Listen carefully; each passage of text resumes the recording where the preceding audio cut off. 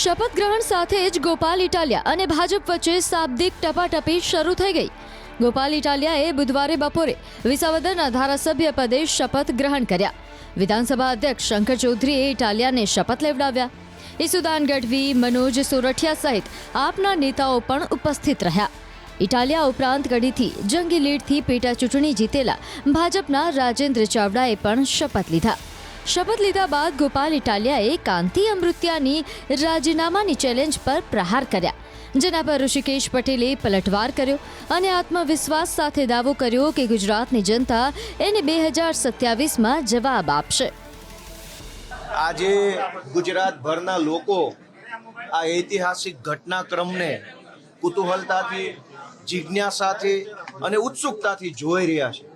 જાણે કે ગુજરાતમાં બહુ મોટી ક્રાંતિ થઈ હોય, પરિવર્તન આવ્યું હોય, એટલા હરખ અને એટલી ઉર્જા સાથે ગુજરાતભરના લોકો આજના કાર્યક્રમને જોઈ રહ્યા છે।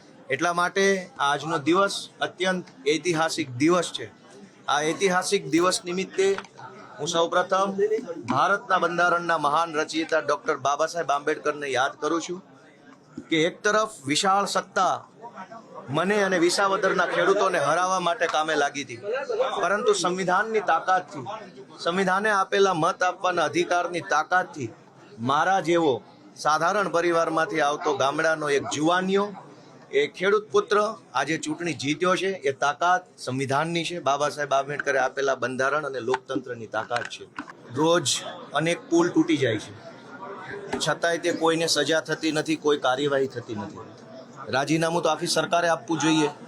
રોજ દારૂ વેચાય છે, અનેક લોકો લઠ્ઠાકાંડમાં મૃત્યુ પામે છે, છતાં કોઈ કાર્યવાહી તો થતી નથી। રાજીનામું આખી સરકારે આપી દેવું જોઈએ। ઢગલાબંધ પેપરો ફૂટે છે, કડક કાર્યવાહીના નામે વાર્તાઓ થાય છે, કોઈ કાર્યવાહી થતી નથી। રાજીનામું આખી સરકારે આપી દેવું જોઈએ। ડ્રગ્સ માફિયાઓ એટલા બધા બેફામ બન્યા છે કે મોટા શહેરોના યુવાનોને ભરડામાં લીધા છે, છતાંય કોઈ કાર્યવાહી, ઠોસ નક્કર કાર્યવાહી થતી નથી। આખી સરકારે રાજીનામું આપવું જોઈએ। ગોપાલ ઇટાલિયાના રાજીનામું આપવાથી પુલ તૂટતા બંધ નહીં થાય। ગોપાલ ઇટાલિયાનું રાજીનામું આપવાથી ડ્રગ્સ વેચાતું બંધ નહીં થાય। ગોપાલ ઇટાલિયા રાજીનામું આપશે તો પેપર ફૂટતા બંધ નહીં થાય। આખી સરકાર રાજીનામું આપશે ત્યારે જ ગુજરાતની જનતાને સોનાનો સૂરજ ઉગશે, ત્યારે જ પેપર ફૂટતા બંધ થશે, બ્રિજ તૂટતા બંધ થશે, નિર્દોષ દીકરીઓને રંજાડતા ગુંડાઓ ત્યારે જ કાબૂમાં આવશે જ્યારે આખી સરકાર રાજીનામું આપશે। તો હું તો વિનંતી કરું છું કે ગુજરાતને સુખી કરવું હોય, ગુજરાતની જનતાને ગુલામીમાંથી મુક્ત કરાવી હોય તો આખી સરકાર રાજીનામું આપે। ગોપાલના રાજીનામાથી શું ફરક પડવાનો? ગોપાલભાઈને રાજીનામું આપવા માટે સરકારમાંથી કોઈએ કહ્યું નથી અને સરકાર એ કહેતી પણ નથી। લોક ચુકાદો જ્યારે આવ્યો હોય ત્યારે બાકીનો સમય પોતાના વિધાનસભા વિસ્તાર માટે એને કામ કરવું જોઈએ। બાકીના 2.5 વર્ષ એમની પાસે છે। વિસાવદરની જનતાની જે આશાઓ અને અપેક્ષા છે, અમે આશા રાખીએ કે એ પણ એ વિસાવદરની જનતાની આશાઓ, અપેક્ષાઓ પૂર્ણ કરી અને ચૂંટણી ક્યાં દૂર છે, 2027ની અંદર 2.5 વર્ષ પછી સામાન્ય ચૂંટણી આવશે, એટલે ગુજરાતની જનતા તેને બરાબર ચુકાદો આપશે।